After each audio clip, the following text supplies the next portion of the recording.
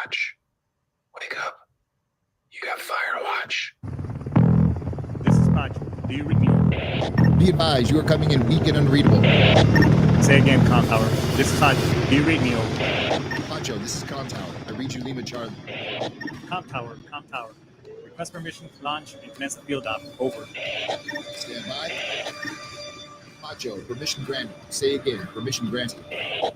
Roger that. Launching podcast in 3, 2. You are now entering the field op with your host, Pacho Correa, Chief Warrant Officer 3, United States Marine Corps retired. Get some. Hurrah! Get some. Hurrah! What's going on, everybody? We got another show. It's today. Welcome to a very rainy South Florida day.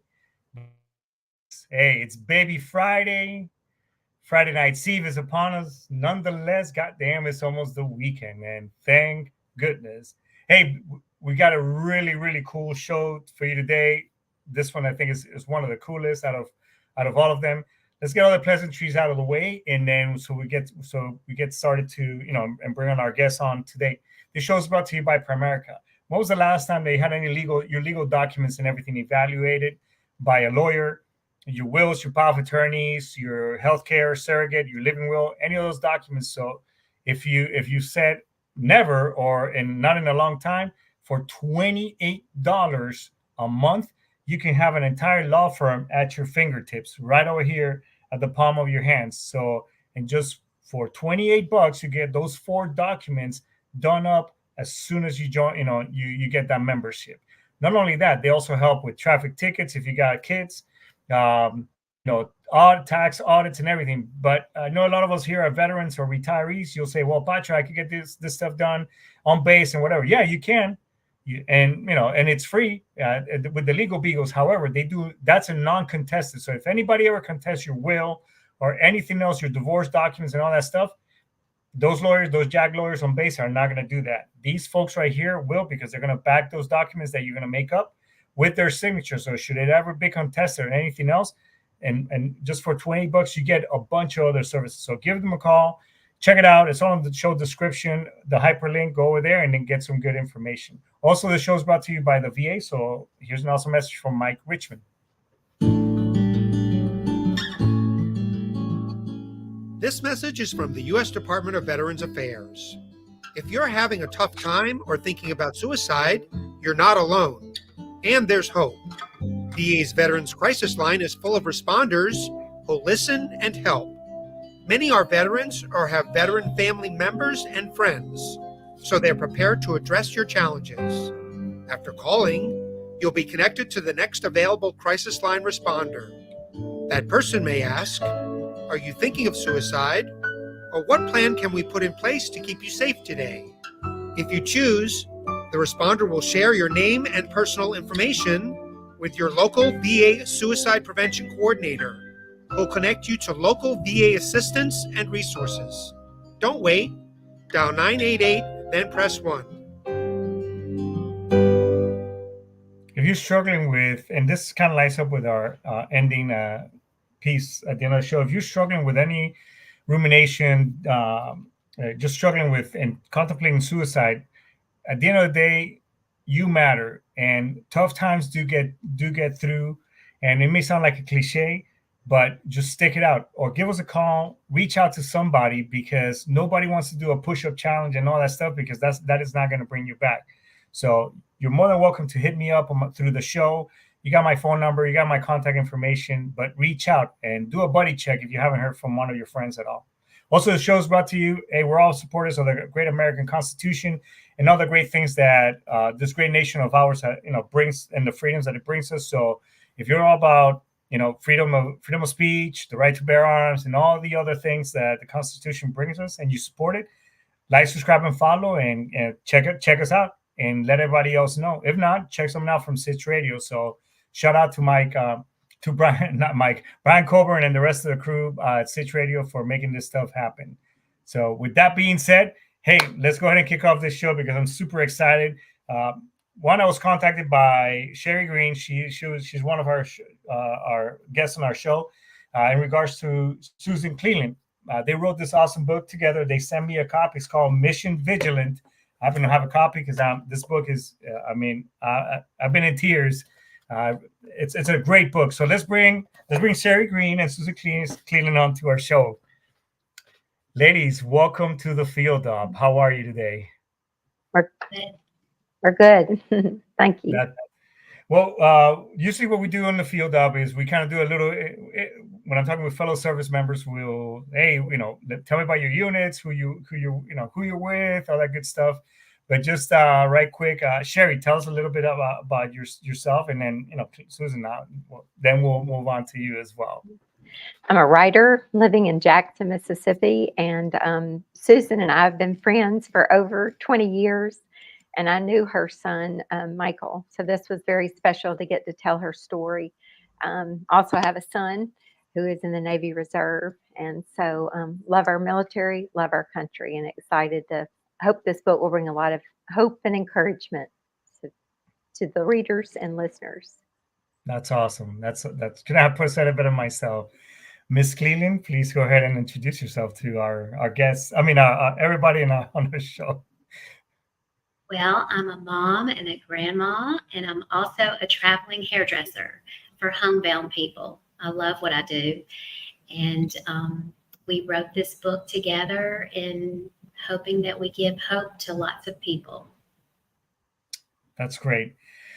And thank you so much for your time. And when I first received your text, Sherye, because usually it'll say, "Hey, who is this from?" Whatever. I was like, "Okay, is this a joke?" I myself struggle with PTSD as most of us who deployed or have some residual stuff that happened. Again, as a child growing up. And then we get that double exposure to trauma while in the service and deployment. I too struggle with suicide. I hit a low, right? One of the things why I got out of the service at that time is because I knew things were coming to an end, and I was struggling with my depression, anxiety, and all these other things.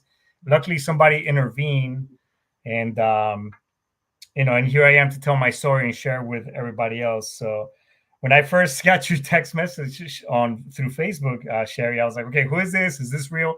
Because I have been really down, and I needed someone to pick me up. And maybe this is God's way of saying, hey, okay, here you go. And you sent me that text, and I even called Brian. I was like, Jesus, is this real? And he's like, man, hey, this means that you're doing something good out there. So thank you so much for that, and thank you for your book. So I guess I'd like to start. Tell me about Susan. Tell us a little bit about Michael. And time is short, but I feel like I know him through some glimpse on the book, but I want to get it. Obviously, you being his mom. Tell me about your son. Tell me about Michael. Well, he was awesome. He just made you smile. He always thought of everybody else before himself. He wanted to do good for everybody. He was like the life of the party. And of course, we didn't know the signs. He didn't really talk to us about a lot of stuff. He just told us that, he had it. He was doing fine. But he loved the military. Oh, my goodness. Loved it. Since 9, I guess, he wanted to fly planes. And so he went in the service, and he didn't get to fly, but he got to go up in them, and he got to work on them, and he loved it. And doing, search and rescue just made him feel so wonderful. I think since he was such a pleaser, that was really hard because we can't please everybody. Right. We just can't.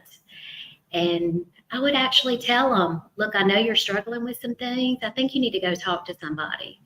And he would say, Mom, I got this. I got this. Yeah. And so now when I hear people say that, I'm like, I don't even got it. Go. And ever since he passed, I still go to counseling. And I think that's the only way that we can cope is having somebody to talk to. But A year before he passed, I lost my mom, and then I lost him, and then 8 months later, I lost my sister. And I told my husband, I said, look, you're fixing to lose me. You got to find me somebody. And she seriously saved my life. And my husband has been working at the VA for almost 40 years. He's an Army vet, and he loves veterans. You can tell because he's been there so long. And so he just wants to make sure that they're taken care of because they've done so much for us. And he basically said, look, you're going to have to do this forever. Just stay on track with counseling. So that's what I do. And so since I've done that, I've really gotten so much stronger. You never know when the tears are going to come, but Right. when somebody asks for help, it's the best thing in the world. I think for a lot of us, I know it was for me, and I can't. I think I'm speaking maybe to some degree for Michael. When we're down in that rabbit hole, we don't want to, because a lot of thoughts that go through our head. And again, I'm trying to be very clean again, not to. Okay. Um, We want you to be you, really. okay. Yes. So I'm trying to hold back a little bit too. No, 'Cause be I get you. emotional when Me too. because a lot of us we don't want to scare our families Right. with the shit that we got going on in our heads. Right. Don't you think we have it too, though? Because we're Right. worried for y'all. And we don't want to be judged to the point that, or because it's easier to talk to another service member and say, bro, I got this shit going on in my head. Because they get it, and we don't want to put that burden on you all and say, well, this dude is fucking crazy. In other words, be judged, be seen in a different way. And sometimes I've been there because it gets so overwhelming, and that you just want peace. You just want calm. The thoughts, that rabbit hole. The deeper you go, and you go to the next, to the next hole, and just deeper and deeper, and it's harder to get yourself out. So it's hard for a lot of us to ask for help. And I've already lost several friends, due to suicide. I can't even, like I said, mentioned earlier, I can't even fathom what it would be like, losing a child. But it's so hard to talk and ask for help because that's what we're afraid of, and to share our thoughts and feelings, thinking of, oh my God, are they going to think I'm crazy? No. So to me, when you talk to your friends, it's great to have people to talk to like that, but they don't have solutions. When you actually talk to somebody that knows how to help, they have solutions. They have tools for us to use. And that was something that I noticed in my therapist. I was like, oh my goodness, she has given me so many different ideas for me to try. And I need to find the one that works for me. And I still, to this day, do some of those things. Like one that I think is just wonderful is go put your feet in the real world. If it's sand, if it's dirt, if it's grass, feel the world. Don't feel everything else, because once you do, it starts working throughout your whole body, and it really does help. That's just one. But my biggest thing for myself too is I love to journal. I feel like once I've written it out, it's kind of left my body, and then I can burn it, throw it away, keep it. You just choose.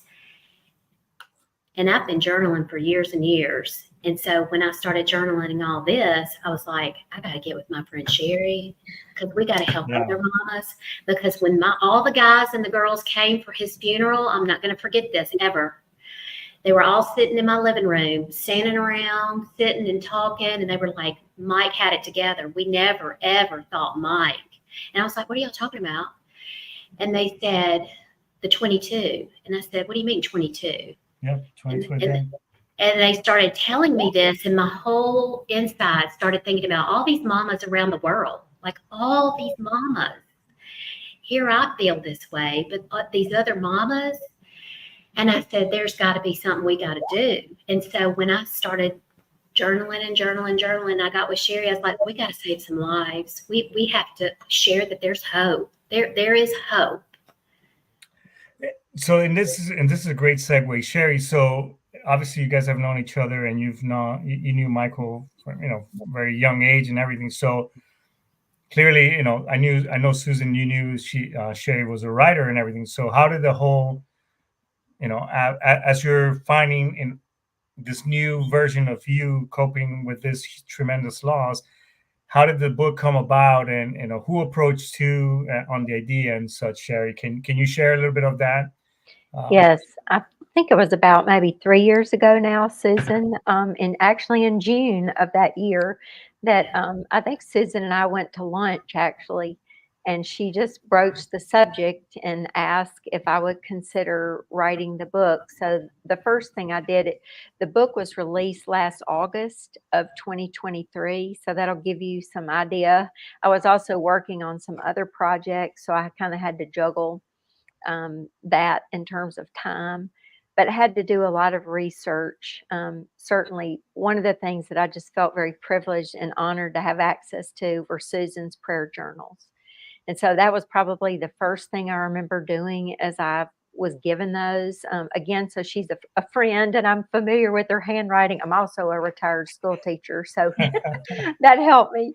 Susan has beautiful penmanship. But anyway, I sat down, I think that November maybe of that year, and transcribed those prayer journals into a file on my computer. It probably took me almost a month, I think, to do that.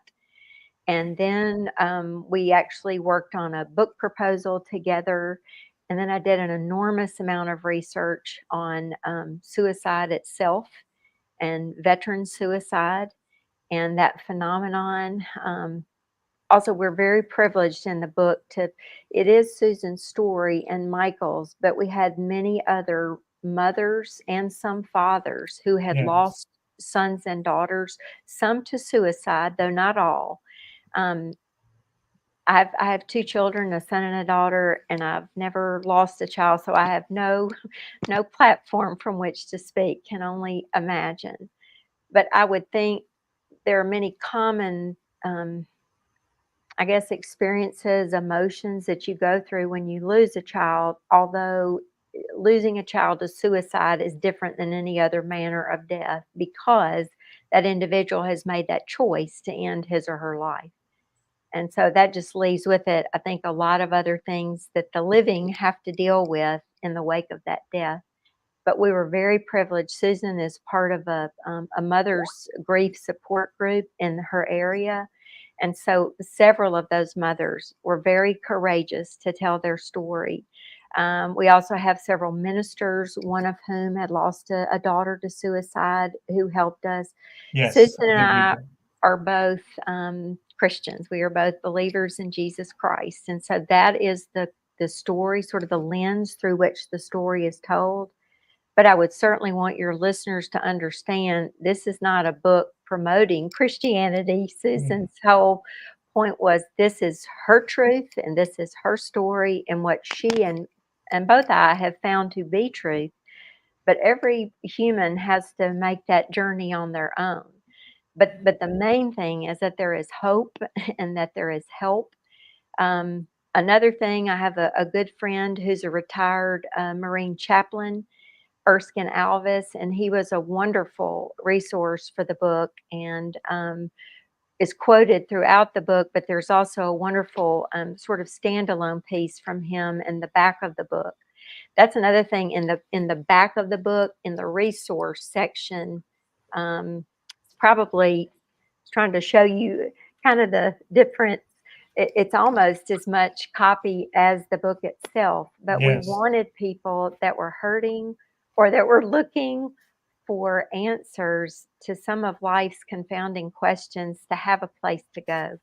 So we've listed lots of organizations, podcasts, that's how we came upon yours. Thank you. Organizations, sort of tips. We also had a clinical psychologist, Dr. Daniel Lamina in California. Yes, that was, again, did another standalone piece for us about sort of the psychology of suicide. It's not doubting or even say anger or feeling bad that gets any of us into trouble. It's what we do with that anger or with that depression or with those dark thoughts. I've had dark times in my own life, and I sort of think of suicide. I've tried to, and I've lost several friends to this manner of death. But try to imagine it as almost like you wake up in the night and it's dark in your room and you get up out of the bed and you're headed for the bathroom. But instead of finding the door to the bathroom, you end up in the closet. And it's dark and it's almost like in a dark cul-de-sac. And if you can't get out, if you can't get your way back to the door, if you can't find the light switch, that's when you, as you talked about, go to that next level of the rabbit hole. And that's when I think, trouble comes.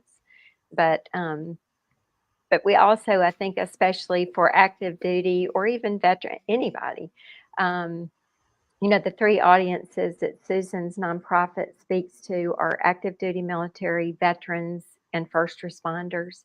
Right. That strength is standing up and saying, I need help. I just think that's human nature for any of us. I think sometimes, this is just me, but I think sometimes for men more so than women to say, I've got this, or I'm macho, or I should be able to handle this. There's no human on the planet that can handle the stresses of this life. But I think that was another thing. And that's, to me, the most beautiful thing about Susan's story is her courage and her willingness to share her voice amidst the tears and amidst the pain, because I'm sure that is very hurtful to have to sort of relive all of this every time she shares it, but with the great hope that she found hope and that hope is available to others. So Susan, thank you for your courage and just your love for other people, that you would not want other families to go through this. Yeah, I think it's, being able, and thank you so much for, obviously there's a reason. I mean, you pull your resources together, and obviously telling that story and helping Susan tell her story, obviously brings a little bit of healing as well, because, being able to, because what do you do with, now in the sense, life has got to go on and you try to pick up the pieces, but you, as we all know, I've lost friends to suicide as well. You're left with this ball, and it's, and all these questions and all these other things. And it's like, what do I do with it? And I think being able to tell that story, I know it brought you a little bit of comfort in being able to help us at the same time, Susan. And so when I know in the book, but I want the audience to hear from you, obviously, as you're picking up the pieces and you wrote this book, how did Mission Vigilant come about? So my son's name is Michael Benson, and we wanted to always say his initials. Wow. So every time we say Mission Vigilant, I think of him. Wow. Because it's a mission, and we are so vigilant about making it happen. Whoa. And how did the whole organization moving forward? Was it just did it just start out in its infancy stages as okay, we're going to help veterans for right now? Because I know it expands to just it's something much bigger than that. I mean, you guys help out first responders and everything. So what was original when you put it all together? I guess what was the vision initially, in comparison to what it is now? Well, there was a bracelet that my son had, and he wore it for 9 years. Yes. And that was the first thing that everyone asked. Did you get the bracelet? Carpe diem, right? Mm-hmm. Yes. So that was very special to him. And I've never had a tattoo. I haven't. But I went with all his friends and my husband, and we got this tattoo. And the reason why is because I wanted to be able to share my son's story every time they saw it. And it's right here. That's beautiful. So he's with Jesus. Half my heart's in heaven. So I share that every time somebody looks at it. And it was during COVID, and my son couldn't go to ROTC and work out. He couldn't go to football practice. He couldn't do anything. Right. He's like, Mom, I need to learn something. I got to exercise. I think I want to learn boxing, fundamentals of it. So we got this amazing trainer that one of my friends told me about, and I took him to the park, and she saw it, and she asked all about Michael, which I get so excited every time somebody asks about him because I can share about him. Right. And she said, you got to do something, like you're going to make something really happen. And I said, I don't know what you're talking about. But anyway, she started sending me different things to look at, and I really liked the buddy check, like just checking on your people. Really liked it. So then I saw this lady, and her name is Michelle Ladd, and she travels around the United States. And at the time, she was single. She's married now to a Marine. Right. I think so. I think he's a Marine. But anyway, so she has 2 veteran sons, and she has not lost one, but she always was worried because of some things that they've gone through. Right. And she wanted to share the awareness. Well, I loved that this woman is just traveling around the United States, sharing the awareness and trying to help all these veterans and on her own money. So I looked her up and I called her, and she said, I want you to tell me the last 6 months of your son. I was like, ooh.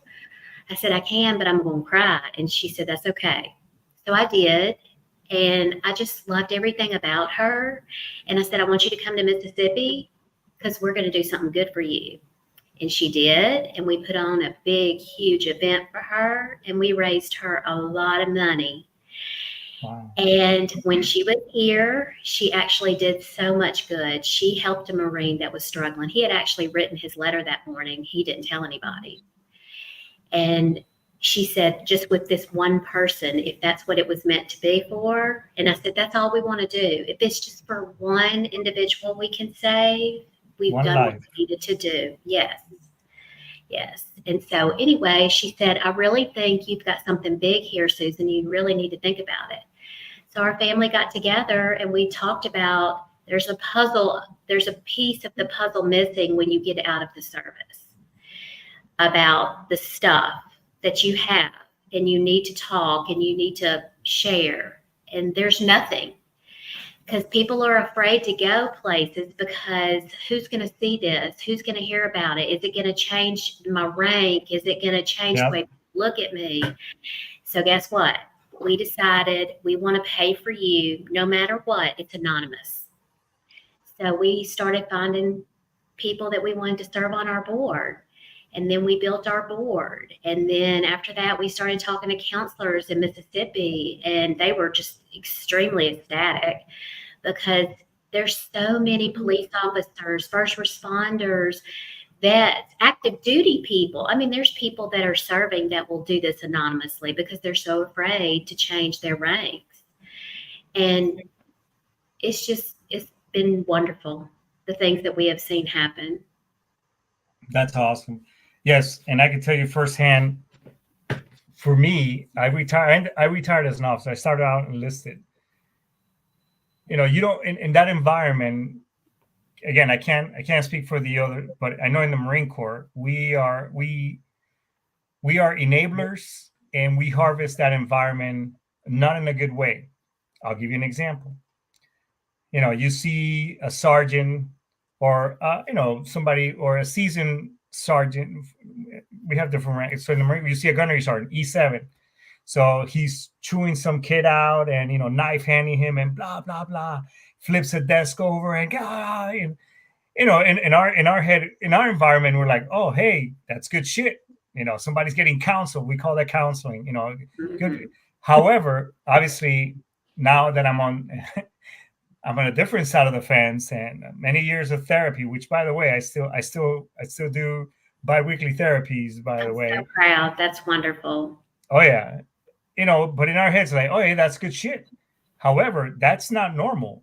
it's not normal that, this guy and whatever, and what is going on in that individual's head that's making me, react like that, and just flip his light switch on this kid for whatever reason.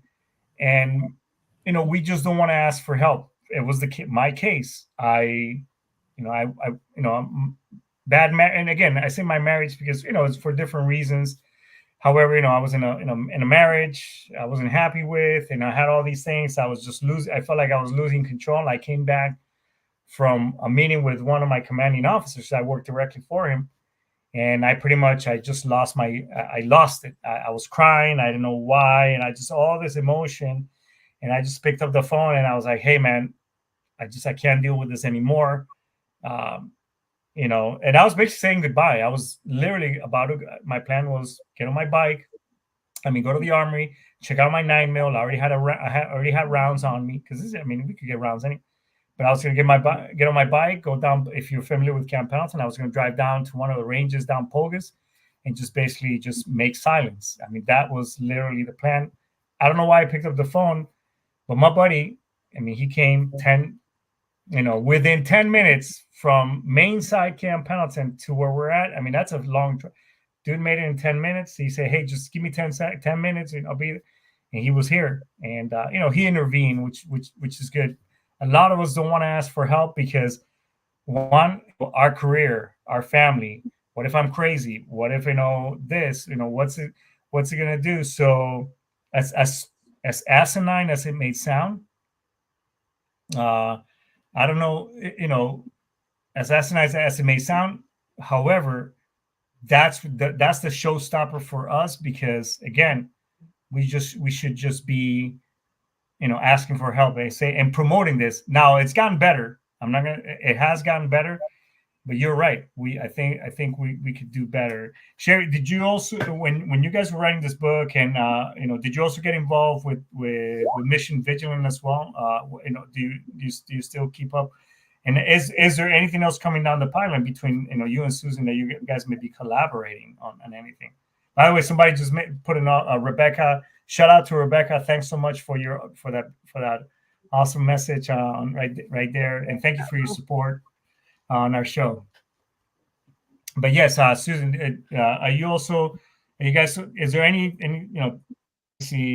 we should know a little bit more, and more should be done, and more information should be out there? Is there a follow-up book to this, ladies, or what? Not at this time, although Susan and I've kind of maybe batted around some ideas. But I think what we're trying to do, and we again appreciate your kind invitation to join you today, is to share through podcasts or television interviews. It's just hard when you write a book to kind of be the one-man band, to be the writer and then the marketer. And we have a literary agent who's been fabulous, and his company published the book, and we are so grateful for that. But there's just still a lot of work that has to be done. And so I think right now, just to spread the good word, Susan's plan with Mission Vigilant is a wonderful model. It is for people in need in Mississippi only. And so that would be, I guess, an important thing for anybody listening, say that may be in Washington State or in Pennsylvania or Florida, that might be contacting her. And Susan, correct me if I'm wrong, but these dollars right now are just for Mississippians. But it's also another thing I think that Susan wants to do is to inspire others. There certainly have got to be other families, or even a friend of a family. You may not have lost someone, but your best friend lost their son or daughter to this tragedy, and you want to help others.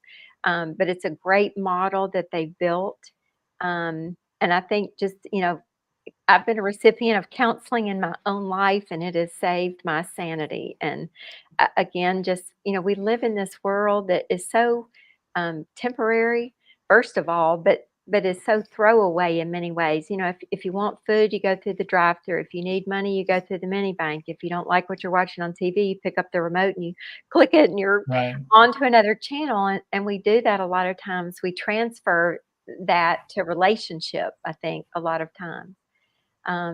But that's our great hope, that we will be able to inspire others. And I think also give other mothers courage. And Susan, you certainly speak to this because I don't know that part of the story. But as I said before, Susan could have so easily stayed in the corner or stayed in her bed and not said any of this.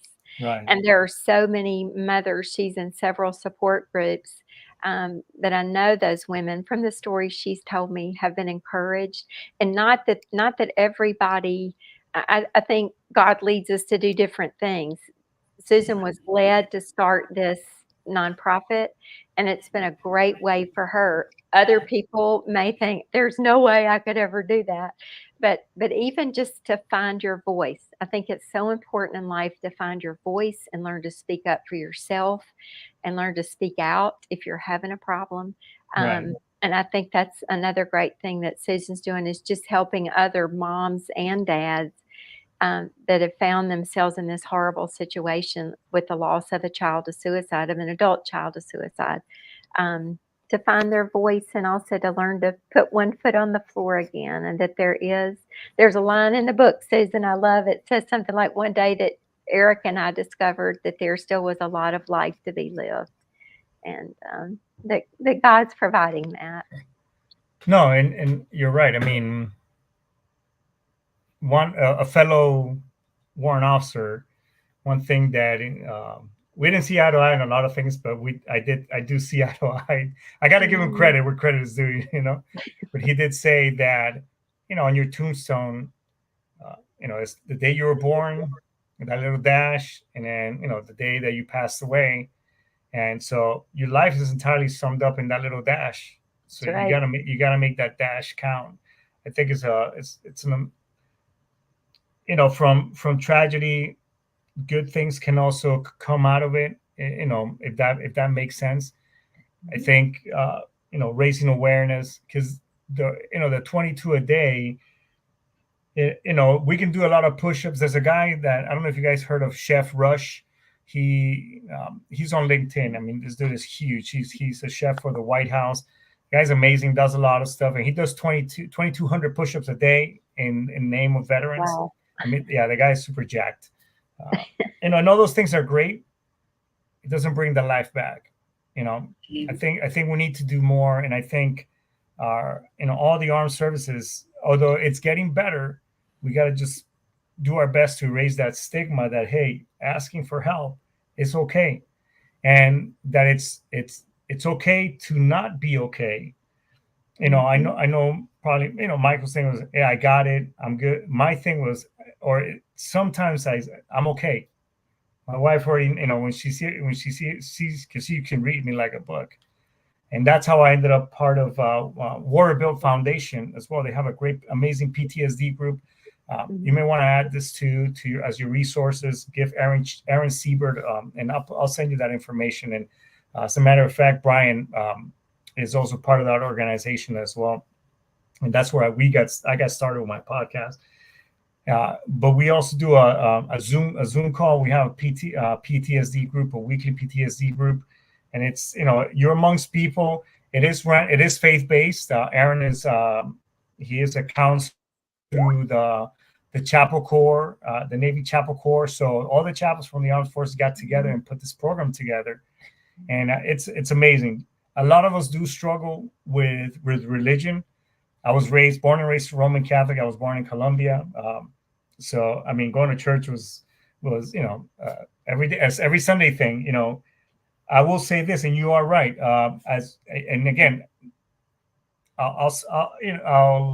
Myself and the big guy will solve our things someday. But this book, it is amazing. It's not all up in your face, because at the end of the day, we need some type of hope. What's going to get us through? Whether it's hope, it's religion, it's the Bible, whatever. I mean, how else are we going to move on with our lives and try to pick up these pieces of, this thing we call life that have, it's kind of broken at this moment. We need something to get us through. And I think this book is an amazing thing. By the way, I was in Japan around the same time Michael was too. He got there a few months after the earthquake tsunami. He got there, a few days, because he got there in March. That's right.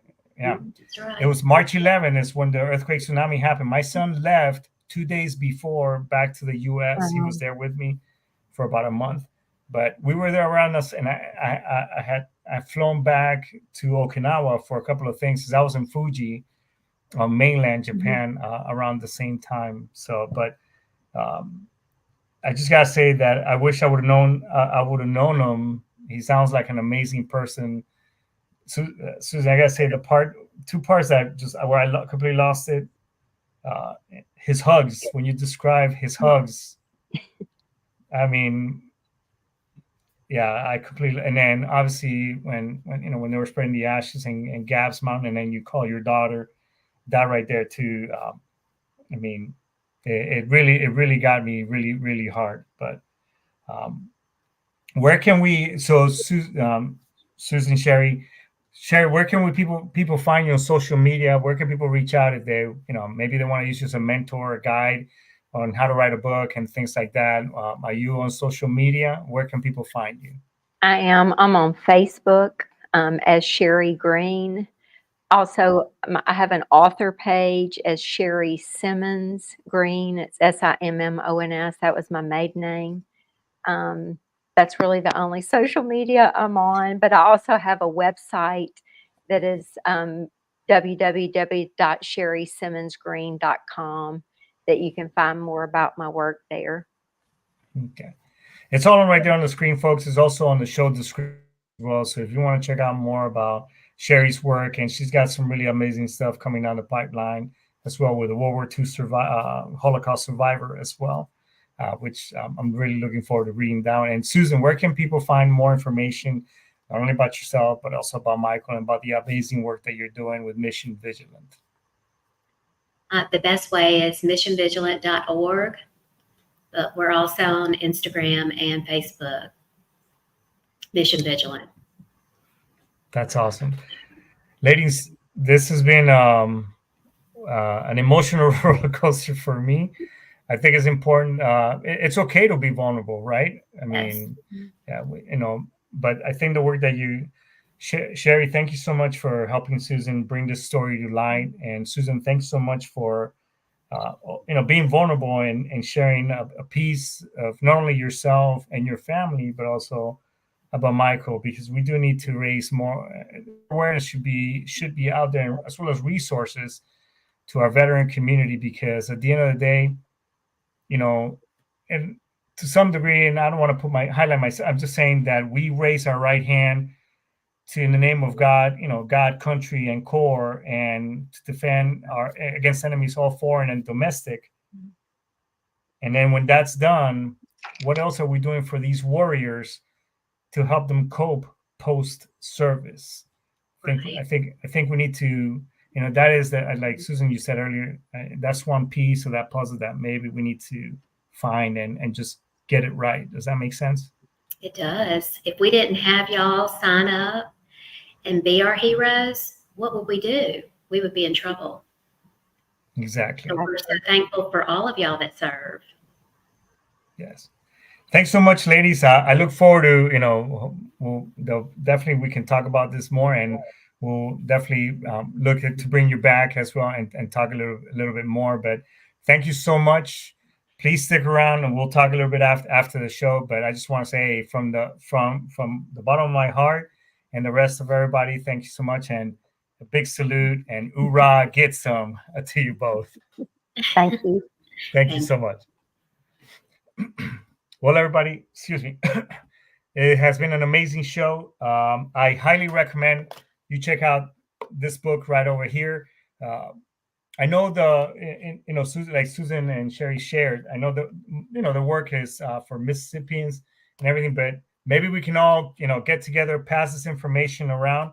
Maybe we can grow this organization into something that much bigger, because at the end of the day, as I mentioned, and when I close out my show, while all those challenges that we have out there for, push up, ice buckets, and all this stuff in the name of veterans and whatever else, it's still not going to bring that life back. And if I'll say it again, if you've been struggling with ruminating and going into a dark hole where you feel like you just can't get out, please reach out to me. Reach out to my show. Reach out to on my Facebook. Reach out to a buddy, TRICARE, Military One Source, VA Veterans Crisis Line. But just reach out. And if you haven't heard from a friend or you haven't done a buddy check in a while, hey, that's your homework for this weekend. So that way, because at the end of the day, if we can save one life, I mean, that's one life, one less life that family, doesn't have to, put a funeral together. Because I don't want to be the guy, talking about your eulogy. Unless you die due to natural causes, then we're talking about something different. But hey, folks, that's it for today. I just want to go ahead. I think this is a good place to end Dex. So from the bottom of my heart, hoorah, get some, ice to mas, daisuki. We'll see you next week, folks.